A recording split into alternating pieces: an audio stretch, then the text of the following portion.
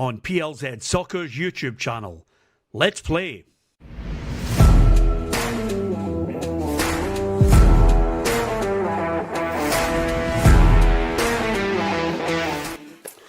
Welcome to the Humble Studio. I'm Peter Martin. Alan Roughie and Tam McManus are here with me for the football show on PLZ Soccer's YouTube channel. Don't forget to hit that subscribe button and come and join the football family. We're sponsored by CameronCommercials.com.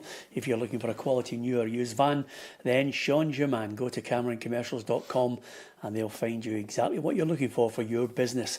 Oh, start of the new season, so looking forward to it. Dundee United Rangers will kick off the new Scottish Premiership season this evening at Tannadice. Derek McInnes has Roughie McInnes signed to make it 8 new faces in at Ibrox for their bid for the title.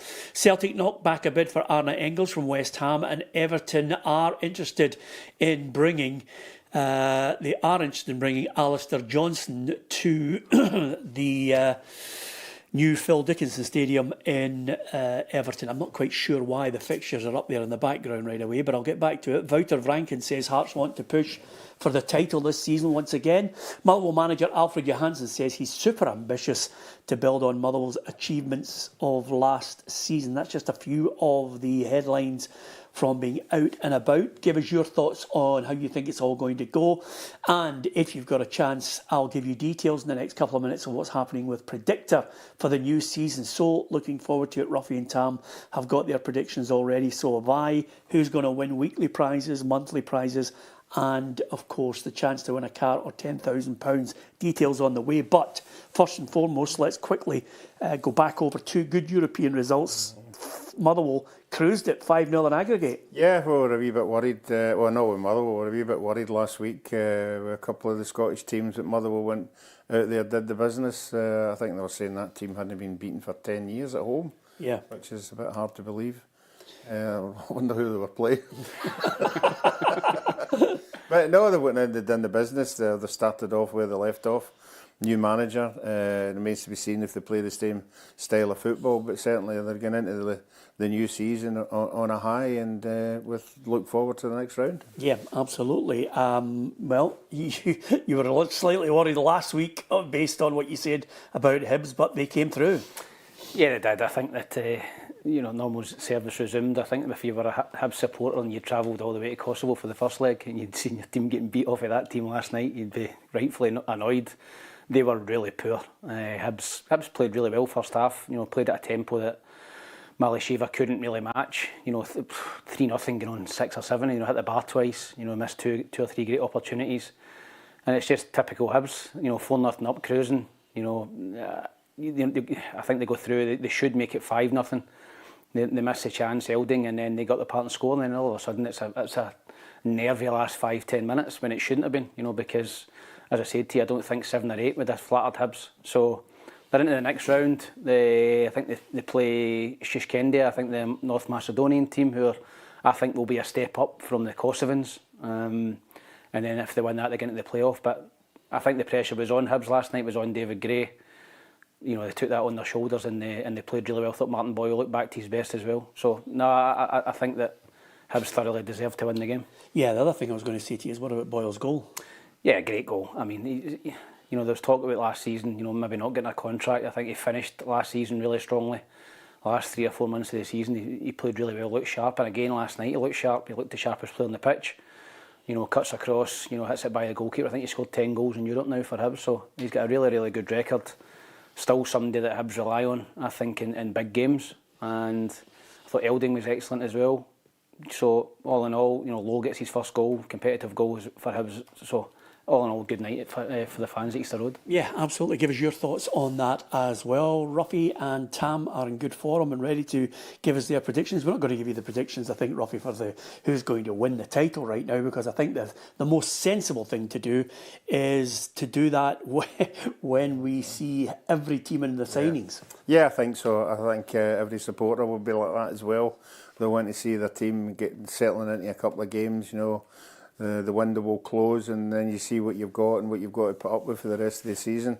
And certainly I think some clubs are still moving. They've still got positions they want to fill. Every team's different. They're looking for different positions. So Yeah, I think the end of August will be the time when we can decide. That's fair, Tammy. Yeah, I think there's still business to be done, particularly from a Celtic point of view. Obviously, Rangers have brought in 8. Celtic have lost a barrel load of players. They've only brought in 2 or 3. So I still think there'll be ins and outs, particularly at Celtic. There's obviously strong rumours about Johnstone and Engels heading down south for big money. I think Celtic need to strengthen the squad. So yeah, I think the 1st of September, when that window slams shut, would be the time to make a prediction. Yeah, hello to Mike, hi to Anne as well, and James, Hugh Scott. Delighted, Hugh, that you can join us for another season. I reckon Hugh Scott is certainly one of those people who's been with us since the very start, Roughie. This is our 15th season we're going into now. Yeah, and he's always got something to say when he comes on. A lot. He obviously studies the game. And obviously he's got his tuppence worth to throw in. Sometimes he noises you up, sometimes he doesn't. Yeah. But no, it's good to have him back. Yeah, absolutely. We want you to join in with us. We want you to subscribe. We want you to get involved in the Predictor. If you download the app, you can go straight to it from the app, or you can go to the website as well, plzsoccer.com, and get involved in that. And if you want a quick resume of what's on offer, let's have a look at what's on offer in the Predictor.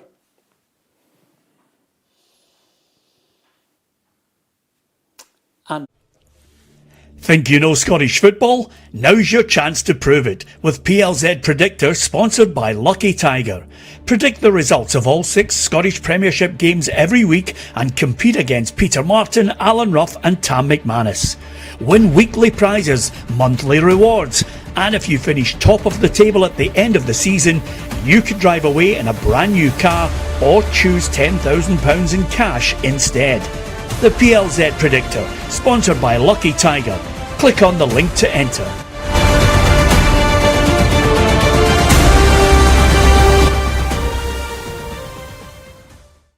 Some belter prizes, Roughie. Really looking forward to that. Yeah, and as you said, me and Tam have already thought out what's going to happen this weekend. So I think the first week is an indication of where you're going to go. You don't want to start with nothing. No, absolutely not. And Is Hugh McDonald in it, no? no.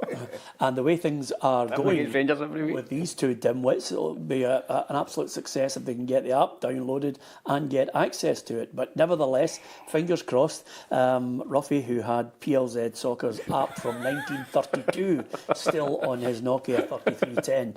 Anyway, Dundee United against Rangers, really looking forward to it. Tannadice and Derek McInnes with his 8 new signings. Jim Goodwin with, I think, maybe something to prove this season of all seasons. He's had 3 seasons at Dundee United, and each time you raise expectation, suddenly it becomes the rod for your back every season. I don't think too many United fans were happy with him, and this is not the ideal game for him to start with. Yeah, you're right. I think he set a high bar. They come up from the Championship and then they finished in the top 6. Getting into Europe was a fantastic season for Jim Goodwin and Dundee United, and then the fans expect that every season. Last season, obviously, in the bottom 6, struggled a wee bit. Struggled, I think, to put a consistent run of form together, but they showed on their day that they're capable of beating Celtic and Rangers. So I think the big thing for me is, which I think will be Dundee United's advantage as well, is that they've been playing competitive games. I know it's a League Cup, but they've had 4 competitive games under their belt. Rangers have been playing friendlies, and I always think that playing competitive games rather than friendlies, there's an edge to you, there's a match fitness, and I think that might catch Rangers out tonight a wee bit. So I think it's going to be a real tough game for Rangers. Well, that's an interesting one. Tam falling behind in the Predictor right away. That would be great, Roughie, would because I think this Rangers side, for one thing, look far more organised and tight at the back end. And I think Derek's going to bolt the door first and then maybe add the flair as he gets closer to the end of the window. Yeah, I can see where Tam's coming from, that games under your belt, gets you going, and the players get to know each other. In days gone by, Dundee United isn't a place you'd want to go for your first game of the season. Yeah. In days gone by, they were a quality side, not so much so. But I think the first game, you always get a hard game. And saying all that, I do think Rangers will prevail. But I think Dundee United will make it hard for them. I think first game of the season, your players are up for it, the supporters are up for it. So I think it'll be a tough one. There's 2 things that worry me, Roughie, and this is obviously something I'm going to have to take on the chin, because some people obviously become quite abusive towards me because they they reckon that I am, quite hard on you, and they like you, not necessarily like me, but You can see that. That's the nature. That's the nature of the game. I'm not here to be liked. But are you going to pussyfoot around for the entire season again? No, I'm just. I mean, if you're going to use catchphrases like, "I can see where Tam's coming from," I can. Yeah. He's Why don't you games under say the belt. Tam's just? Got to be a bot. You got to pick Rangers to Well, win. there is a but. I'm going to pick Rangers to win, definitely. There's no doubt about that. But as I did say, that it's going to be a tough one. I don't think they're going to run away with it. I think they'll have to work particularly hard with it. It'll be interesting to see this defence that you keep talking about with Rangers, to see if they are solid at the back and new goalkeeper. So I think Rangers supporters will go up to Dundee with high hopes. Obviously, when you bring in 8 players, I don't think the 8 of them will start, but you're bringing in new players. The expectation last year's gone now. The disappointing of getting to the playoffs and everybody thinking they're going to win the league with 5 games to go and falling flat in their face. So, Well, this is a different side, Roughie. yeah, I know it is. I know, but the supporters are still go there a wee bit anxious. I mean, Rangers don't want to come away from this without 3 points. The team, the signings, the manager, the new captain. I think all of these elements are locking into place to take away what I would call an apathy around Danny Roll's Rangers, because you've got a captain who is absolutely desperate to play for Rangers, leading out the team. He knows what it's all about. You've got a manager who knows what it's all about. You've got a manager who understands the frustrations and the demands and expectations of the Rangers support. You also have a boy that they've just signed from Hearts and Cammy Devlin, who seems to have hit the ground running. They love him. Yeah, and I think that Derek's tried to shape a spine of a squad that's kind of British based or knows the league. I think he's doing that. Obviously bringing Ross McCrory in as well, Shanklin. Obviously Cammy Devlin's Australian, but he's played in the league for Hearts. He knows what it's all about. So I think he's trying to build a strong spine of the squad, and they'll be looking to get off to a flying start. There's no doubt about that. But as I said to you, I just think it will be a tricky game. I think that it'll be a full house there. Rangers supporters will go up there in the numbers as they always do, and they'll be confident of winning the game. But I think the Dundee United will really put it up to them tonight. I think it's a really tricky one for Rangers to start off. Yeah, is there something that United have done in the summer, in the transfer window, that suggests to you that he's going to be able to, at times take away this giving away goals at the back at the tail end of the season that really frustrated Jim Goodwin? Because every time I spoke to him after a game, he was trying his absolute damnedest not to condemn that back line. Yeah, I think defensively they were poor last season. I think they've got to try and tighten up at the back. Rangers will get opportunities. I watched the game up there last season. I think it finished 2 each, and Rangers could have scored 6 or 7. At tail end of last season under Danny Roll. So no, it's going to be a really, really tricky game. I think the Dundee United are coming in match fit. They've been playing competitive games. Rangers haven't, and I think that could be the difference in maybe getting a point for Dundee United. But Derek McInnes knows that it's win at all costs. It's win first, performance second. Really, at Rangers, you've got to win games. And as I say, I think Rangers need to get off to a strong start under Derek McInnes. They need to. In seasons gone by, they've been playing catch up early doors to Celtic, and they need to get off to a flying start because you'd expect Celtic to go and win at home at the weekend. Yeah, okay. And talking of Celtic, all the talk. It's not about unfurling a flag. It's not about trying to go for 6 in a row. It's not about Martin O'Neill replicating what he achieved last season. Everything is about the players, Roughie. The distraction of suddenly Martin O'Neill talking about he wants quality rather than quantity. And then he mentions that, yes, there has been a bid for Arne Engels from West Ham in the Championship, which I'd be gobsmacked if that happened. Nowhere near enough in their valuation. And then you've got, and I know for a fact that Everton are in for Alistair Johnstone. They have contacted. Martin O'Neill's confirmed that today as well. They are looking at Alistair Johnstone in the right back position. And then you've got the 2 or 3 others who want to go. There's no doubt Hatate wants out the door before that window closes. Martin O'Neill's today mentioned the fact that he has a list of players that he wanted in, whether these big players are out the door or not. Yeah, I think it was there for everybody to see at the end of the season. The 2 wide positions were a problem. Obviously, at one stage it was Maeda going away back out there to play in the wide position when he was scoring all the goals at centre forward. But, I think if you've got a choice, I think if the Celtic supporters had the choice, they'd want to keep Alistair Johnstone. Engels hasn't impressed a lot of them for a lot of the season, so you would take the money there. you know, and obviously, hopefully, bring another two, possibly three in, you know. But they're starting the season, you know, and they won the double last year. They're starting the season, same goalkeeper, same back four, could be the same three in midfield, and two new strikers. Now, on paper, you know, that looks positive, particularly the two strikers. Yeah, Maeda will be a big miss, but two quality strikers coming in. It remains to be seen if they hit the ground running. But if they do, I mean, Celtic are just Celtic for me. They're the same players, and they will bring 2 or 3 players in. Tom? Yeah, I think, you know, you look at Celtic have dominated the league title, what, 15 or 16 seasons out of the last 17. You know, Martin and Engels a serial winner. You know, it's very difficult to pick against Celtic not to win the league again, but I still think they need to strengthen the squad. Roughie's right, you know, they've brought in 2 quality strikers for me. You know, guys that have scored at the highest level last season in the Champions League. You know, real quality. I think they'll score a barrel in the Scottish football. But you've got to get supply to them, and that means you've got to get wide players in. And you know, if Celtic are still relying on James Forrest this season, you know, they're in trouble. You know, not taking anything away from James, who's a top player, but he should be an impact sub coming on for 10-15 minutes. You know, and obviously Jota, I think, will be back in 2 or 3 months' time, which will be a big boost. Carter Vickers is back for Celtic, but I still think they need 2 wide players and a creative midfielder. Yeah, I mean, that's the situation that I think a lot of Celtic fans are looking at, which is quite simply, how many of the quality players that he's talking about is he going to get in before that window closes? Because I think that's the part of... I personally think now that there's absolutely no point. I'm not in being belligerent in this, Roughie. I just think there's absolutely no point in talking about removing the board, a Michael Nicholson or a Dermot Desmond or anything like that. It's not going to happen. They've dug their heels in. They're staying silent. They're in place. You're never going to budge them out of there unless they get the offer that he's looking for. So you're going to have to suck that up. The only aspect of it that I think Celtic fans, you know, can do is like a pinprick on somebody's backside, which is, you know, say they're not happy once that window closes if they haven't got the players that they're looking for.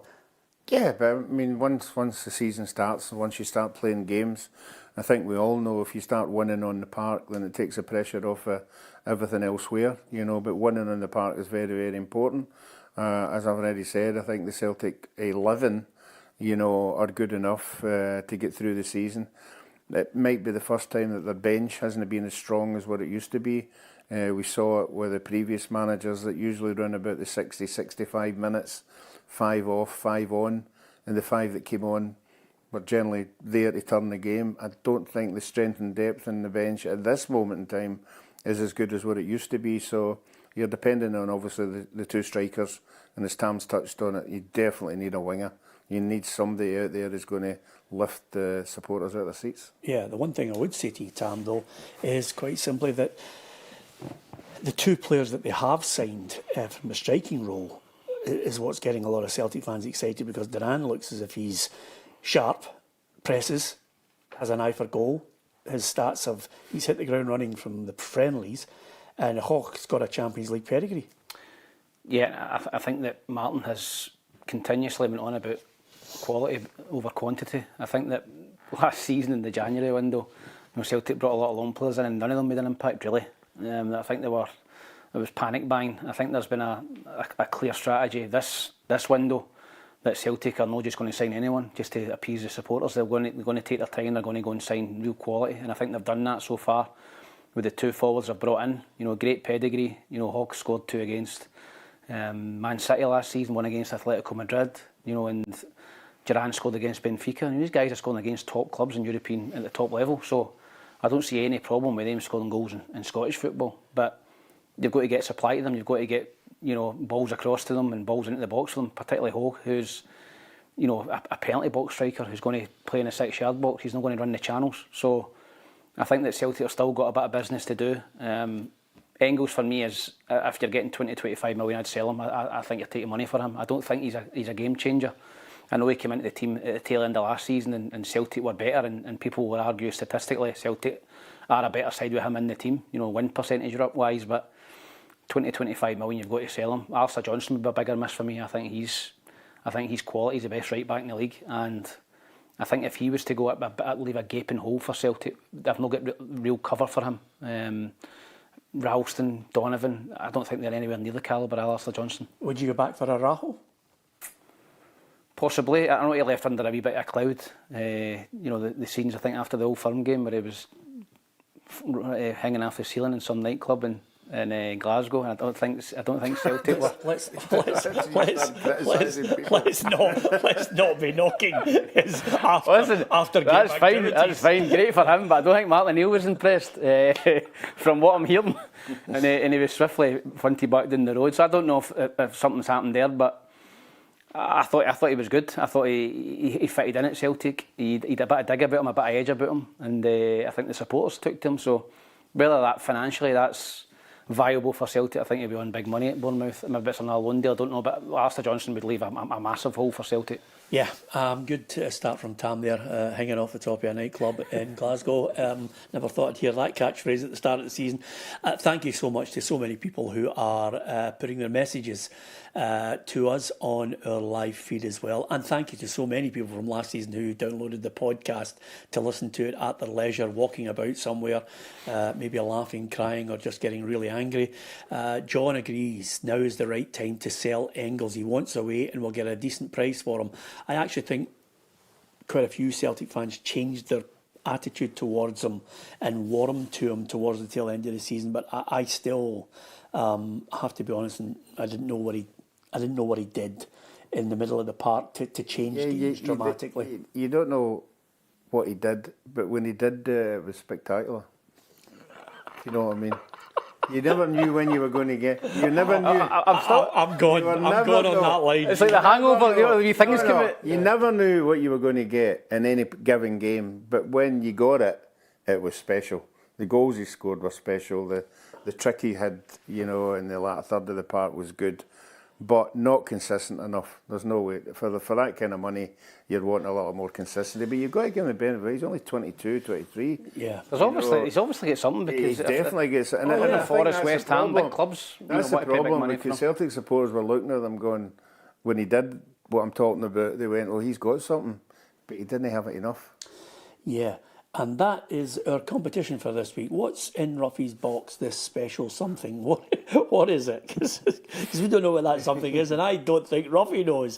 But anyway, and also, again, I was going to try and start off positive this season. I really was going to try and be as positive as I can, and I will endeavour to do that. But sometimes I'm going to have to be honest. The dinosaurs on the Celtic board hate paying new players in June and July, so always leave it late to bring in players. I actually mentioned that months ago in a piece to camera, but get absolutely slaughtered for it. Jack says, Peter, why were you so quick to dismiss Tam's point about Dundee United? You think this Rangers team is the Harlem Globetrotters? Which is listen, it's a good point. It's one way to look at it. I don't think they're the Harlem Globetrotters. I just think they'll be far more energetic, less lethargic. I don't think they'll be leaking goals as much this season. This is just a perception early on from what Derek's working on, and the proof is in the pudding with each game that passes by. And I have to be honest with you, Jack, I'm there to be absolutely leathered on it, but I think they will have a greater understanding of this Rangers team because Derek, like players, like all of us in life, you evolve, you learn, you get better. There are some people who go backwards, but you do get better as a manager. And I think with each club that he's gone to clubs with a greater expectation each time and with a bigger budget. And that budget allows you at times, Roughie, to buy a better quality player that can allow you to play a different way. I think if he gets a couple of wingers in, he's looking for one at least. I think the problem with Rangers is creativity. I'm still looking at it. I watched them a couple of friendlies, particularly the West Ham game. Well, remember, tomorrow's August the 1st. Yep. Raskin could go. That opens up a door for him that he might want to bring in somebody with a different type of creativity. Same with Martin and Neil. And again, this is why I think it's it's too early to absolutely... It's not too early for the criticism that the fans still have of the board, but it's too early to know what Martin's actually going to be given. You know, they've only got... I mean, they're struggling financially, Roughie. They've only got 77 million in the bank, this year's accounts to go in, this year's season tickets and the sales from players.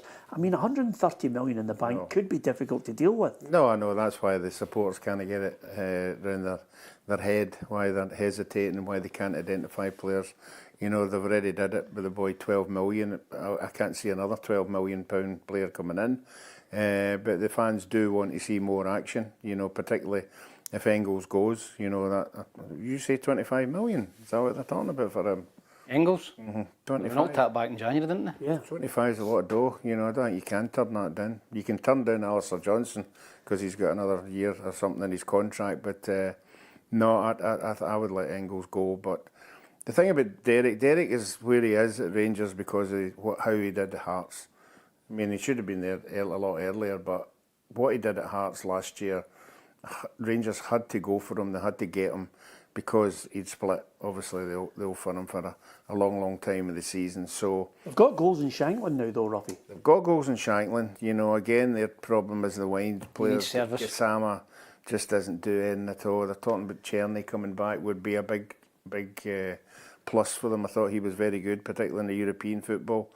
Again, we need to see, I mean, the wee boy Devlin's coming in there. He's now moved for Hearts, which he did particularly well. He's now got to deal with the pressure of playing in front of 50,000 and winning every week, not every second week. So, good getting all these players in, but I think we all know Rangers had to bring in 7 or 8 because some of them were there just weren't good enough. So, for me, it just depends on can Derek get them all to gel together as quickly as possible, because a lot of times you get players coming in and okay, there's a fee against them, 3 million, 2 million, whatever, but sometimes it might take him a wee while to settle. He might take a wee bit. He can't afford that. Yeah. He's got to have them hitting the ground running, and he's got to win games.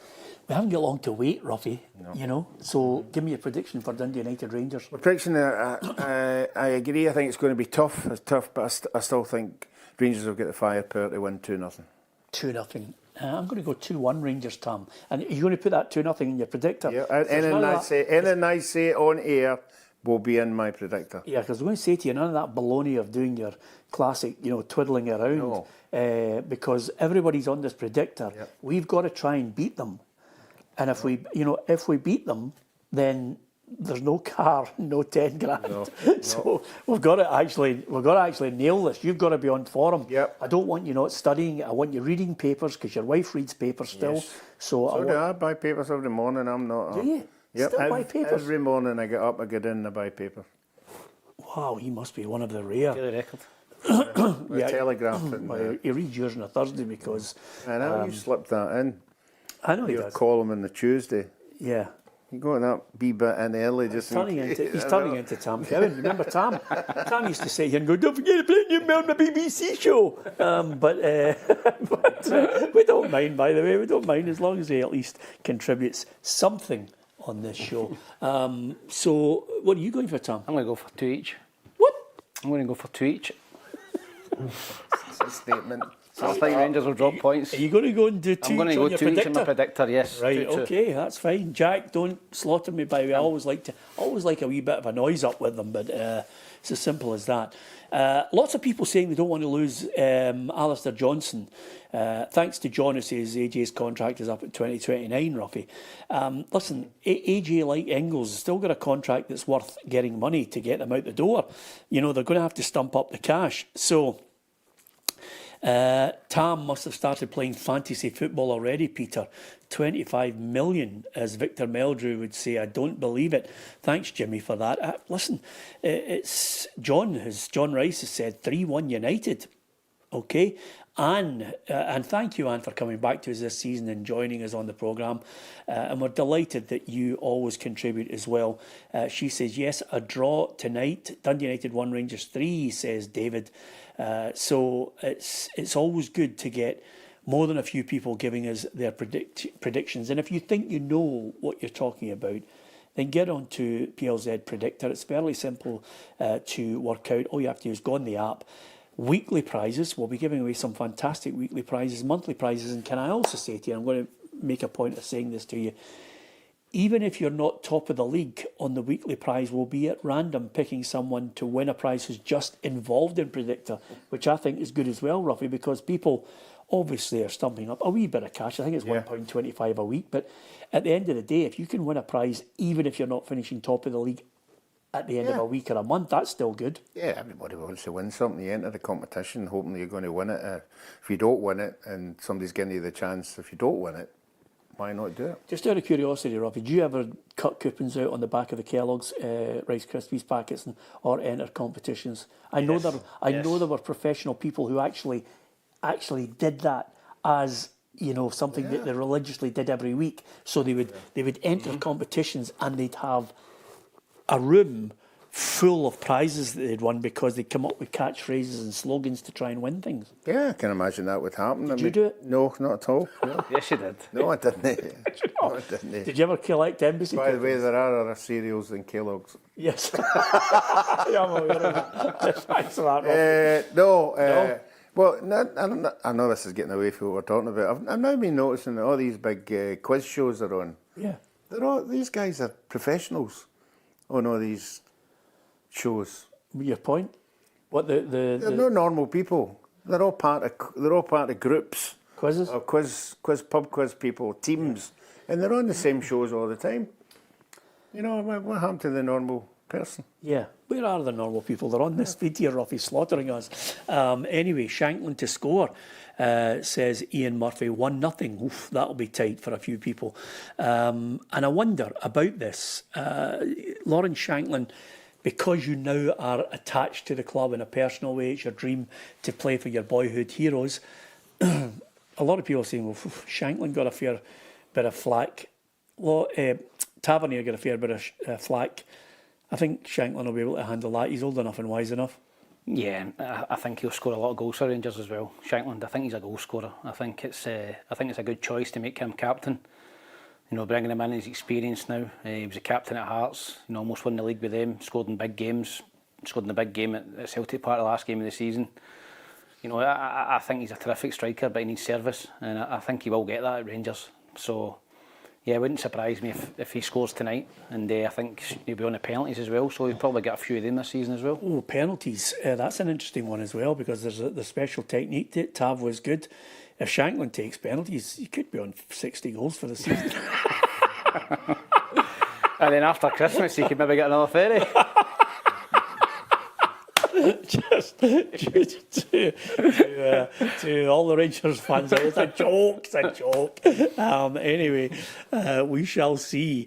Listen, let's see how they perform. Let's see what Dundee United do, because I think finishing top of the bottom six wasn't enough for United fans. They weren't happy with it. Of course, sometimes it's good enough to finish above your city rivals, but we'll talk about Dundee very shortly, because they, and I love, by the way, I did send him a wee message when he got his new contract, and I will show you his answer, Stephen Presley. But I was delighted he got a new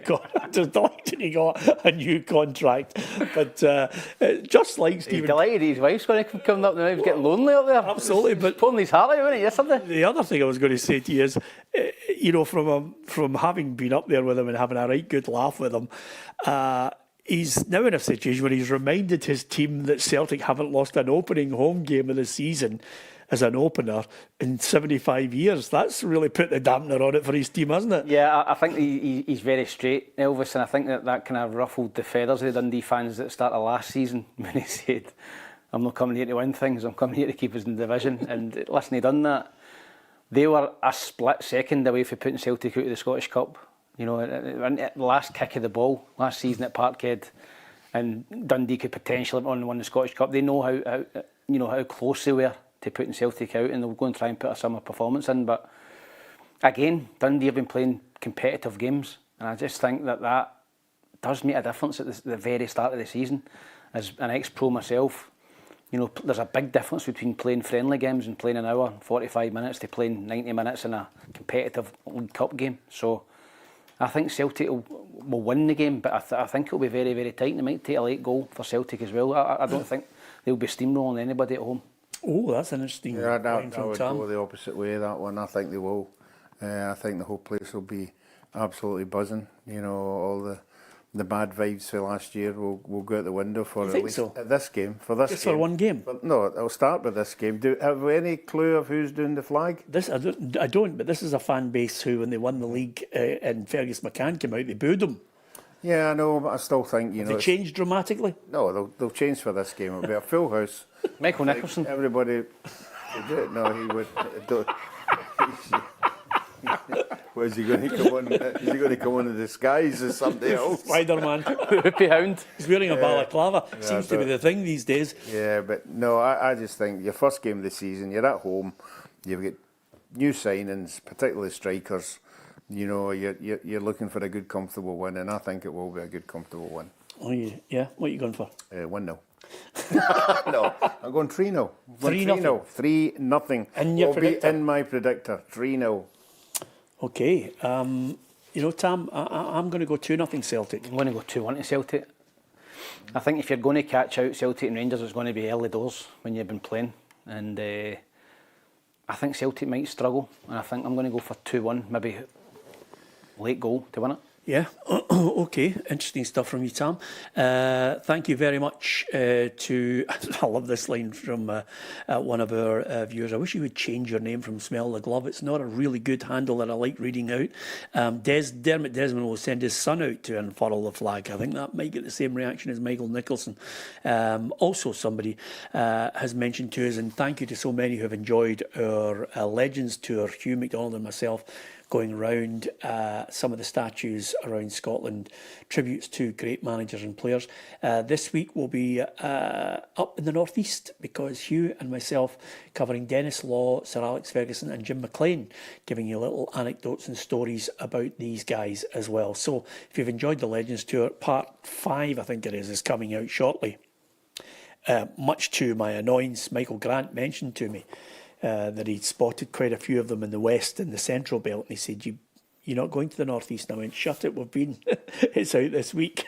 So certainly looking forward to it. There will be lots of one-to-ones and some great content. Our reporters will be out there at the games as well. So I do hope you're going to stick with us and give us your opinion. As ever, as we say, there are so many podcasts, obviously copying the original one that started 15 seasons ago. But if you stick with us, there's lots of competitions, lots of prizes to be won as well.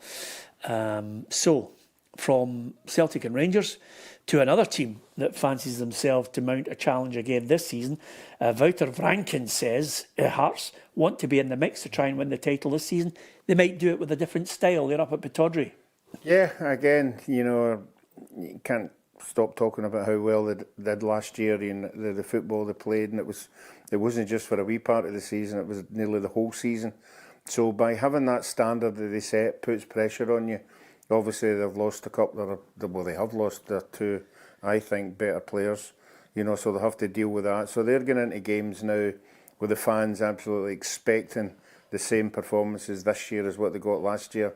It remains to be seen whether that will happen or not. Roughie, having been to Tynecastle the other night there, they are not getting the same as they got last year. No, but because they were all over the place. And I know it's early season and I'm willing to cut Wouter Vranken some slack here, but believe me, backline, middle, clueless, gaps everywhere, mistakes at the back, leaving people, letting them run off them.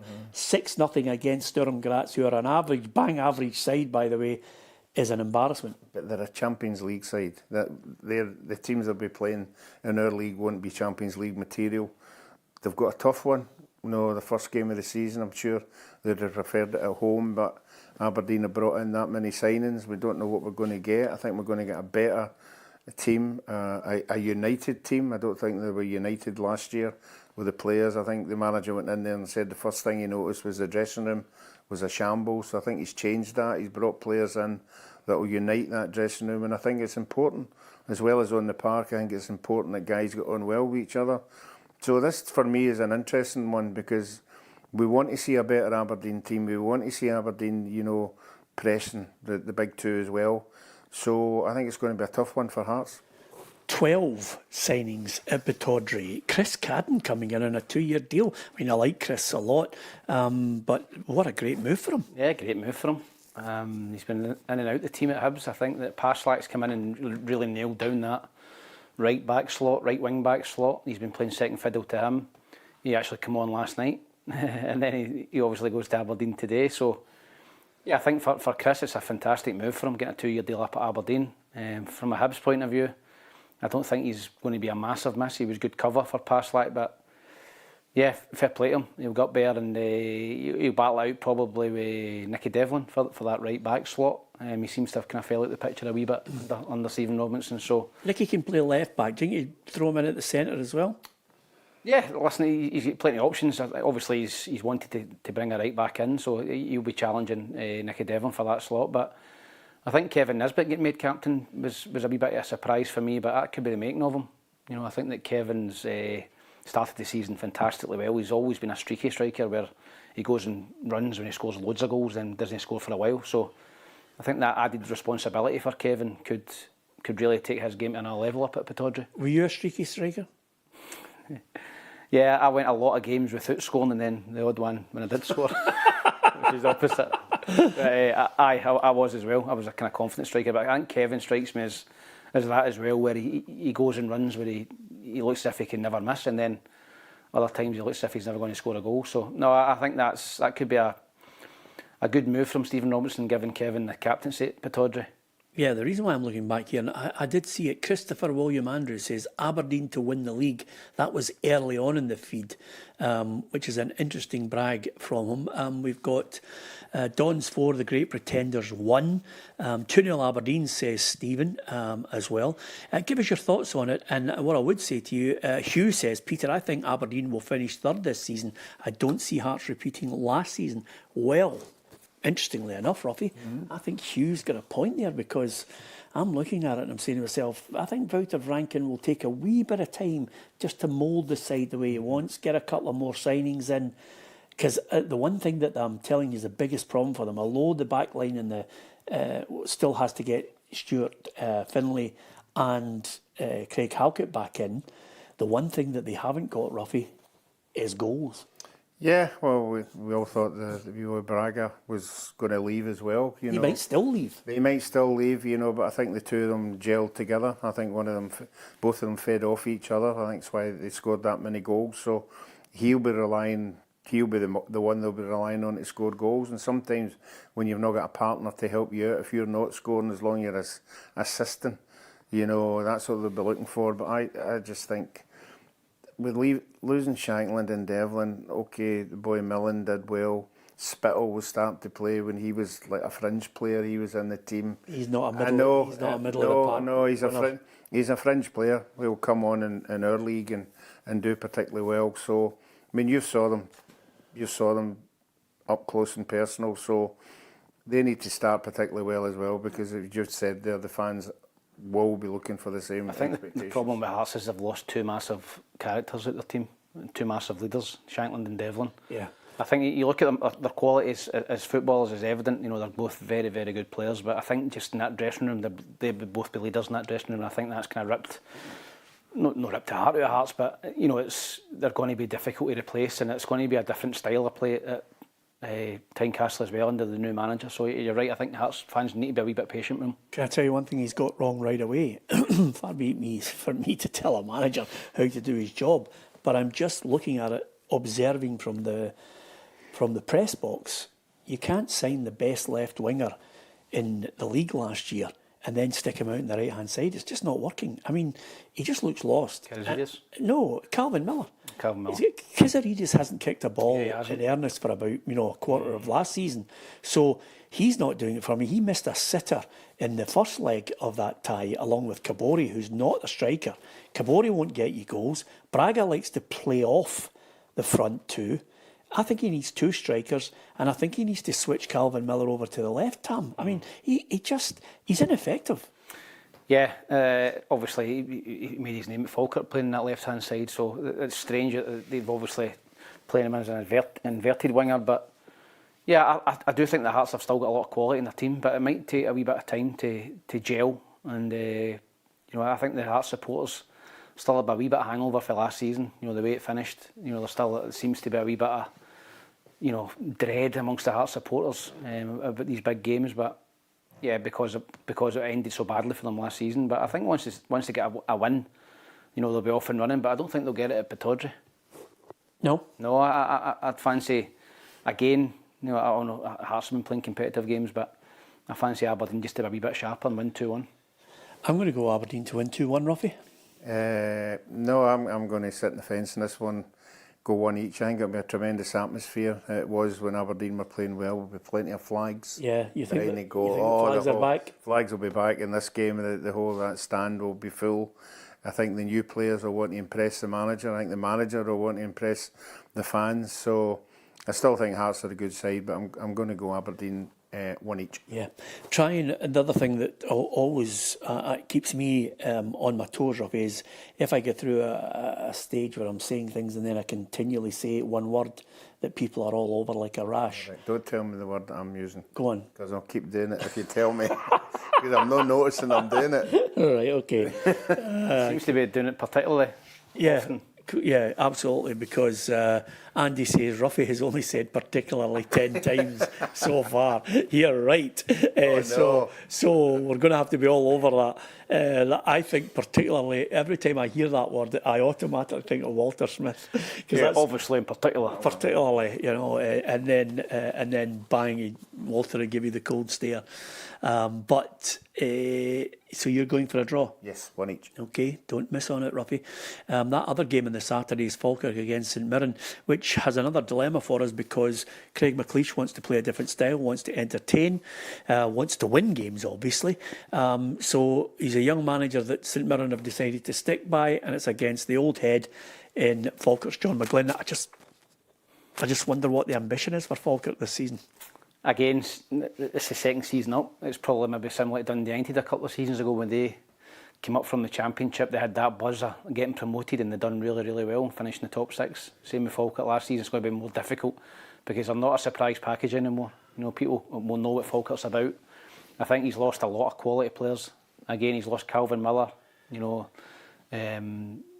Barney, the striker, Barney Stewart went down to West Brom. So listen, they've lost key players. And it's always going to be the same for a club the size of Falkirk. There's going to be a lot of ins and outs. They've brought players up again on loan from England. They've got good contacts down there. How quickly do they gel? So St Mirren, I've not been impressed with them this season. I think they obviously qualified out the League Cup, but they haven't played particularly well. I think East Kilbride were 3-0 up against them at home. So I would fancy Falkirk to win this. I think it might be a long season for St Mirren. Yeah. I think they're going to go down a route where they're going to try and play a lot of younger players and play a different style from Stephen Robinson. And if Craig gets time to implement that, then I think it will work. But a lot of managers don't get time to implement their plans, and you need to get results alongside that. So I think that Falkirk might just edge it 2-1. The only thing I would say, and I think this is right for everybody, and thank you to so many who are offering their comments, is quite simply that you get to see a style that will develop with a team, but you also get a kind of a period where you have to let the managers get those last minute signings, those signings that they want to try and shape the team, and then we'll get a real flavour of it. That's why I think it's always right and proper for us to predict at the end of August when that window closes. I see some people jumping on the bandwagon now. The only thing I would say, and I'm holding my hands up to this, is I've jumped early on one team, Roughie, which is quite simply, I think St Johnstone will go straight back down. So I'm leaving my neck wide open here, and then for somebody to give me a right hook on it. But how do you see the Falkirk St Mirren? I'm going to go 2-1 as well, Falkirk.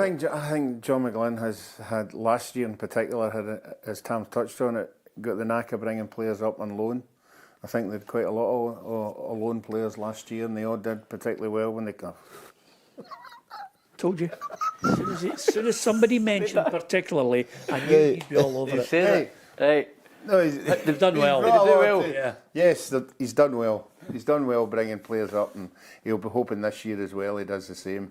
Tam's already touched on it. He's lost his best player, and it means to see how well he does at Hearts. But I think the both of them are not the finished article, so it'll be interesting after this game to see who has progressed the most with the result. And I can't remember what I said, but you'll check it anyway. But I think I said one each. You got one each? Yeah. Falkirk St Mirren? Yeah. Okay, one each it is then. Sunday, St Johnstone against Kilmarnock. And I think Killie will be a different proposition this season. I think this is a Kilmarnock side that under Neil McCann and Billy Dodds will be pushing for top 6. There you are. There's my... Yeah, but again, they've really struggled and I know they've got through the League Cup, but I think they've scored 2 goals. Out of 4 games, you know, they're really struggling to create and score goals, Kilmarnock, in the early doors in the League Cup. Obviously, St Johnstone, they were dreadful in the League Cup. They didn't qualify, you know, and I think Inverness topped that group. So difficult one to call. I think it'll be a low-scoring game. And I'm going to sit in the fence again. I'm going to go for one each here. I just don't think I see a lot of goals in either team at the minute. Yeah? Yeah. Interesting stuff. I'm going to go... Oh, you see, you know, you've got into my head, Roughie, because you don't want to fall behind too early in this predictor. So with that in mind, I'm going to stick my neck out here and I'm going to go Kelly to win 2-1 away from home. I'm the same. I think St Johnstone have been particularly poor. I'm just saying it all the time now. Yeah, I know. Just do our heads in, so you do. That's because you let people on the feed get to it. I should have shut my mouth because only. So I think Kilmarnock will benefit from last year, and I'm going to go Kilmarnock as well to win this one, 2-1. 2-1. Okay. Now, the Hibs against Motherwell. This is excellent stuff. This is a good game to watch on a Sunday. And isn't it great that Sky are showing every game live? That's fantastic, isn't it? Hopefully keep up. I think they're going to do that every week, all the way through the English Premier League season as well, Ruffy. Well, that'd be great. Obviously, the money coming into the clubs will be a big bonus. They're not doing every game. No, just, don't be just silly. a one-off, is it? Oh, well. It's because the English Premier League hasn't started, Ruffy. Hello. Okay. Well, it will be a good game. David Gray, now knee-jerk Tam here, giving it, you know, he could get sacked if he didn't get past Malasheva. Well, he has get past him, and he's got a chance now to, I think, they underachieved last year, Ruffy. Yeah, in and out. I mean, Tam had him in, had him out, you know, with the run they were on. Sometimes it was good, sometimes it was bad. I think everybody's looking at Motherwell now. What kind of Motherwell team are we going to see? They were a breath of fresh air last year. The style, you know, so it remains to be seen if they continue to do that. But The park's immaculate. at Motherwell, I was there this morning. oh, I can imagine. I But quite like the manager. I had a chat with David Clarkson, the academy coach. I had a chat with some of the journalists who have been going to watch Motherwell early on. And then you obviously, I had a chat with Charles Reagan Cook, and not too dissimilar to the way Jens Bertolaskau wanted them to play. Obviously, there'll be little tweaks here and there. I think he still wants them to play out from the back, but there'll be a little bit more in his mind direct, is what Alfred Johansson was saying to us. So that's why I'm really curious, because the Motherwell fans may well have had a fallout, a hangover from losing Jens Bertolaskau, but this guy seems to be all right. yeah, well, I think some people are waiting in the fallout of losing their 2 best players.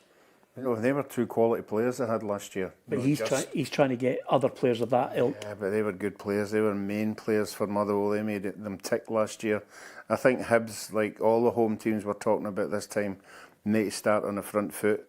They need to win the game. They need to get the fans. I mean, there'll be, 19,000 at the game. They need to tap into that crowd and keep them smiling on their face week in, week out. So it's important for both of the teams to win, but I think I went for Hibs to win 2-1. Have you? Yeah. You've gone for Hibs to win 2-1. And David says, I just hope the Super Brew football thingy app works. It's not Super Brew, David. It's our own app. So download the PLZ Soccer app and get on Predictor, and you can get straight there. If you go onto PLZ Soccer's website, you'll be able to get it on there as well, plzsoccer.com. It's downloading the PLZ Soccer app. You'll get all the latest videos, daily news. Every day I'll bring you news and video. And over and above that, we'll also have some columns, some opinions, and one-to-one interviews. We'll have the journos back next week. We'll have the Legends Tour continuing, and we'll have the football show with these guys, and hopefully Alec Ray back with us on a Monday, and a few surprises on the Friday as well. So there's lots of content coming your way on PLZ Soccer. I do hope you hit the subscribe button with that. I'm going to go 2-2 for this one. Yeah, I'm the same, Peter. I was just thinking about it there. Obviously, Hibs last night looked really, really good going forward. Well, we started the season well, scoring goals, great results in Europe. I think both teams will go on attack. I don't see Motherwell coming and sitting in and trying to play for a point. So I think it'll be an entertaining game, end to end, and I'll go for 2 each as well. Yeah, 2 each. And then, of course, we are looking at Celtic Dundee on the Monday with the unfurling of the flag. So, if you want to have a look at those fixtures, this is how your weekend is shaping up as far as the weekend's concerned there. You can see it: Dundee United against Rangers tonight, Falkirk against St Mirren, Aberdeen against Hearts, and then it's St Johnstone, Kilmarnock, Hibs against Motherwell, and Celtic against Dundee. We are back for our new Scottish Premiership season. The only thing that I would say, and I'm trying to stay as positive as I can, Tam, is that we have, I think, as we kick off this season, a lot of people just burying their heads in the sand. Scottish football has a big, big problem with our standing in European competitions, our coefficient, and over and above that, the standard of football we are playing, I think, is totally different from the rest of Europe. I think we need to have a long, serious, hard look at it. And people are burying their heads because, quite simply, the whole world is obsessed by taking in the money and forgetting about the quality. And the quality of our game last season was dire, but for a few clubs. And this season, I was asking David Clarkson about his job was basically as an academy coach to try and get young players coming through, try and get Scottish players to get 50, 100, 150 games. We have a responsibility to think about that long and hard, I think. Yeah, we do. Listen, we all want to see, we spoke about it in the show last week, we all want to see young players coming through at your club. Obviously, Roughie's been a part of Partick Thistle for a long time. There's nothing better for him to see young academy players coming through. It's nothing better for the coaches and the supporters, and it gives everyone a lift, enthusiasm that they bring to the team. They're fearless, so you want to see them in the team. But the current league structure just doesn't lend itself to playing young players, and until we get a 16 or an 18 team league, that's going to be the same. So you're right. We're just pushing it down the road. We'll probably be in the same position next season, where we're getting to Europe and we're getting some embarrassing results. Luckily for Hibs, they managed to turn that around last night. But you're looking at that team that beat Hibs in the first leg last night, and you're thinking, how did they beat Hibs? How did they beat Hibs in a game of football? But obviously Hibs are really poor. So yeah, I think that there's a lot of talking to be done around the table from a lot of football clubs, but I don't think that's going to happen anytime soon, because I think that clubs are protecting protecting themselves. They want those games against the old firm. They want the money from Sky. They don't want that diluted, and that would be with a bigger league. Roughie, I don't mean to be a killjoy on it. I love Scottish football. I'm so excited about it. I love English football as well, and I can completely disassociate myself from the differences in the financial wealth and strength of it. I love Scottish football because of the madness of it, because of the lunacy of some of the supporters, because of the constant bickering that goes on and stupid stories that we all comment on week in, week out. I include us as part of the press, sometimes indulging on daft situations where people are calling for the heads of managers after 4 games. But quite simply, we're not good enough. We're not playing great football, and somebody has to make a stand somewhere along the line. A lot of fans groups or a lot of owners, and I think there's a responsibility on chairman and chief executives out with the big two to make a stand and say, let's change our game for the better long term to help international football as well. Yeah, we've been saying this year in, year out. We all know that we want a bigger league. I think if you ask all the teams in the bottom 6, they would want a bigger league, because a lot of them have come out and said, look, if the pressure was off us a wee bit more, we might be able to play. I'm not talking about 15, 16-year-olds. I mean, players that are coming through the academy, instead of holding them back a year, you say, look, we think you're good enough, and you go. But if I was a young player in this modern day, and I'm coming through the ranks, I'd be worried, not all the clubs, at the amount of foreign players that they're bringing in. Because if you're there for 2 or 3 years and you think you're going to break in, this is my year, and then all of a sudden 3 or 4 foreign players come in, it just stops our young players. Yeah, interesting times. Two things to finish before we let you enjoy your weekend of football in Scotland. Gianni Infantino, he's under pressure because I'm looking at it, and of all the bodies, UEFA, 55 votes. We've got the CONCACAF, we've got North Central America and the Caribbean, as well as Asia. All of these confederations are dead set against Infantino trying to sell the FIFA competitions to private investors. Yeah, it's a scandal. And this is the Americans, and this it's Trump. This is our president and his cohorts trying to take control of football and earn a few bucks from it. Yes, it's 100%. It's they're trying to carve it up and they're trying to make football elitist, and that's not going to happen. Hopefully, it doesn't happen. I think the confederations you just mentioned will come together, and they won't allow that. I think he can get voted off. I think he will get voted off. I think he's a dead man walking, Infantino. I think he'll be out the door. Yeah. He's made his bed. He's lying in it with Trump. So, but there's no way that's going to, there's no way that the confederations are going to allow, surely, Infantino and Trump to carve the World Cup up. You would think the supporters for all these countries that made the trip to America and Canada and Mexico would tell their country, like, we can't afford the prices.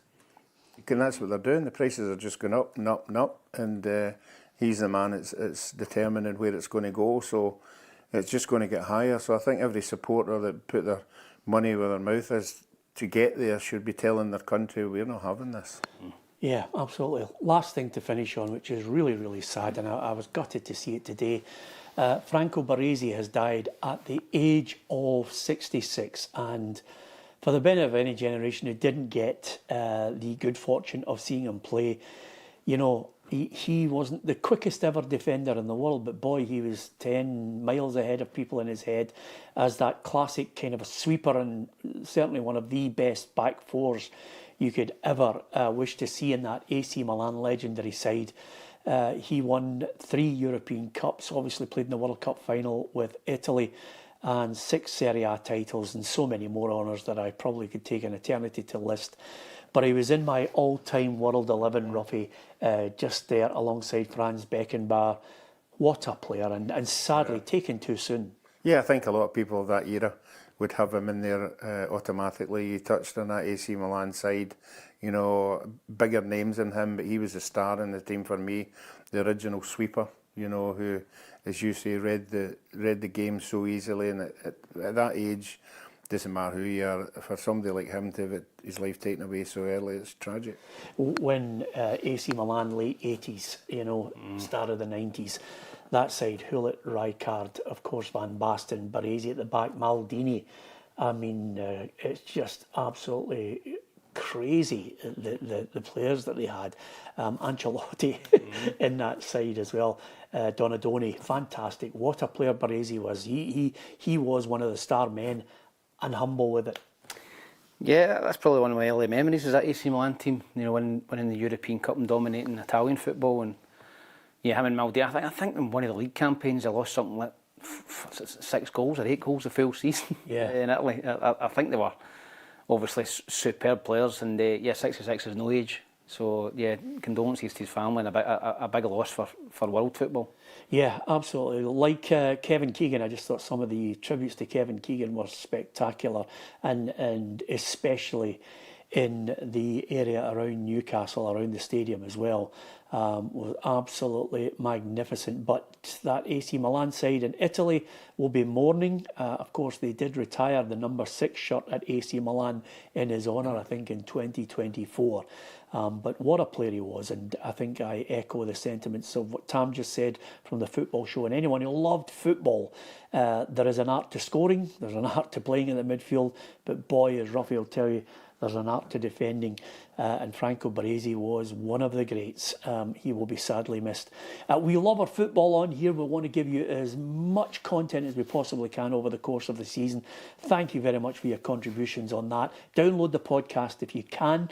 If you download the PLZ Soccer app, you can enter the predictor. You have to scroll to the bottom before you get the chance to enter and register to join us. We'll be giving you weekly prizes, not necessarily if you're at the top. We'll be giving you monthly prizes, and the person at the top of the table, and let's hope it's one of us, Roughie, but the person at the top of the table will win themselves either a car or the equivalent of £10,000 in cash. So, Some prize, it's a good prize, isn't it? Some prize. It's really, really good. Well worth entering that. We're doing our best for you, trying to give you as many prizes as possible. These two lads are in a rip-roaring form. We'll try and give you the content that you crave over the course of the season. Thank you very much. Particularly satisfying if you won it. Yeah, absolutely. Do you fancy yourself to take Yeah, me and Roughie? I fancy myself particularly. Yeah? Yeah. Well, that's good. Roughie, you? Particularly, yeah. Yeah, absolutely. I particularly fancy myself as well. And on that note and on that word, have a great weekend. Enjoy your football. Don't get into trouble. Don't wear balaclavas. Just go and support your team and have a right good laugh with it with your mates. Have a pint, go back home, safe to your family. From everybody on the Football Show, thank you for joining us. We're back for season 15. Don't forget to subscribe.